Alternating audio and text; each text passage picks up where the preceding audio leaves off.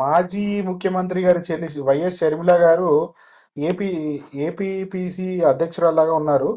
ఆవిడ మీద కేంద్రం ఏదైతే సెంట్రల్ ఉందో రాహుల్ గాంధీ వీళ్ళందరూ చాలా సీరియస్ గా ఉన్నారు అనేది సమాచారం అందుతా ఉంది సార్. ఏంటి సార్ ఆమెకి ఇక పొలిటికల్ కెరియర్ అయిపోయినట్టేనా కాంగ్రెస్ లో? అంటే కాంగ్రెస్లో పొలిటికల్ కెరియర్ అయిపోతే షర్మిల గారికి ఏమి ఇబ్బంది ఉండదు. రాజశేఖర రెడ్డి గారు కూతురుగా తను ఎక్కడున్నా సక్సెస్ కాగలదు. సమస్య ఏంటంటే పొలిటికల్గా కెరియర్ ముగించుకుంటున్నారు, అది ప్రమాదం. కాంగ్రెస్ కాకపోతే ఆమె సొంత పార్టీ పెట్టుకున్నవాడు రాజశేఖర రెడ్డి కూతురుకున్న ఇమేజ్ ఆయనకు ఉంటుంది. కానీ పాయింట్ ఏంటంటే ఆమె నడుస్తున్న నడక ఏమంత సవ్యంగా లేదా. సవ్యంగా మీన్స్ తప్పు ఒప్పు కాదు. రాజకీయాల్లో ఎవరినైనా విమర్శించి ఎవరిని నమ్ముతారు. ఆమె పార్టీ కన్నా ఉపయోగపడాలి. ఆమె పార్టీకి ఉపయోగపడట్లేదు షర్మిలకు. షర్మిల గారు కాంగ్రెస్లో ఒంటరి అయిపోతున్నారు. ఈ పరిణామం ఆమెకు అంత మంచిది కాదు. ఎందుకంటే కాంగ్రెస్లో ఒంటరి అయిపోతున్నారు అనే ఉదాహరణ ఏంటంటే, ఒక పిసిసి అధ్యక్షురాలుగా ఆమె సిఫార్సుతోనే ఇప్పుడు పిసిసి కార్యవర్గం ఉంది. ఆమె సిఫార్సుతోనే స్పోక్స్ పర్సన్స్ ఉన్నారు. కాంగ్రెస్లో అందరి అభిప్రాయాలు తీసుకుంటారు, కానీ ఫైనల్గా పిసిసి చీఫ్ కాబట్టి రాజశేఖర రెడ్డి గారి కూతురు కాబట్టి ఆమెకు ఫ్రీ హ్యాండ్ ఇస్తారు. ఆమె సిఫార్సు చేసిన వాళ్ళే ఉంటారు కమిటీలో.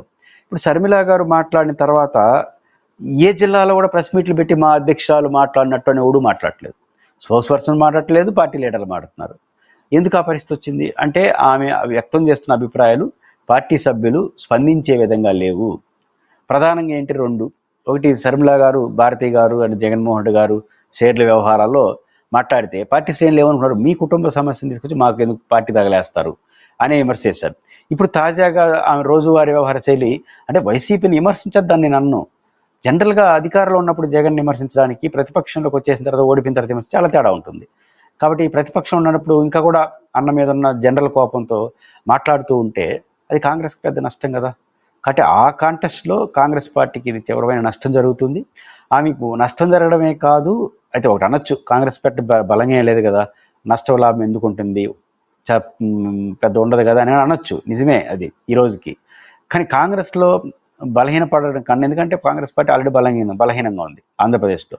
కానీ షర్మిల గారు వ్యక్తిగతంగా కూడా కాంగ్రెస్ పార్టీని మరింత డిస్టర్బ్ చేస్తున్నారు. ఆమె పర్సనల్ అజెండాలు లేదా జగన్మోహన్ రెడ్డి గారిని విమర్శించడం. జగన్మోహన్ రెడ్డి గారిని విమర్శించవచ్చు, సమయం సందర్భం ఉండాలి కదా. గెలిచినప్పుడు వేరు. ఎందుకంటే ఇప్పుడు కారు ఇన్సిడెంట్ ఉంది, తెలుగుదేశం కూడా అంత గట్టిగా మాట్లాడట్లా, ఆమె గట్టిగా మాట్లాడుతోంది. జగన్మోహన్ రెడ్డి గారు పర్యటనలో వచ్చేటప్పుడు కానీ సందర్భాలు చేసిన వ్యాఖ్యలు చేసినప్పుడు షర్మిల గారు వాళ్ళ తెలుగుదేశం పార్టీ వాళ్ళు జనసేన వాళ్ళకన్నా ఎక్కువ మాట్లాడుతోంది జగన్మోహన్ రెడ్డి గారు. ఓడిపోయిన తర్వాతగా మాట్లాడుతుంటే పర్సనల్ గడ్జెస్గా మారిపోతుందా. ఆ రకంగా షర్మిల గారు కాంగ్రెస్లో ఒంటరి అవుతున్నారు. కాంగ్రెస్ లీడర్షిప్లో ఉన్న టాప్ పోస్ట్ కూడా బహిరంగంగా ఆమె పైన వ్యాఖ్యలు చేస్తున్నారు. దీనికి కారణం వ్యక్తిగత సమస్యను రాజకీయ అజెండాలో చేర్చడం, అధికారంలో ఉన్న వాళ్ళని కన్నా ప్రతిపక్షం మీద ఎక్కువ విమర్శించడం.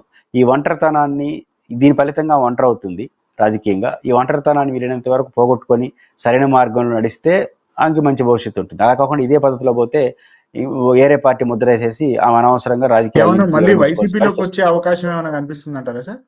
జనరల్గా జగన్మోహన్ రెడ్డి గారి క్యారెక్టర్ ఏంటంటే ఇంత జరిగిన తర్వాత తీసుకుంటారని అనుకోము. కానీ పార్టీ శ్రేణులు కూడా ఆ విషయంలో ఆగ్రహంగానే ఉంటారు.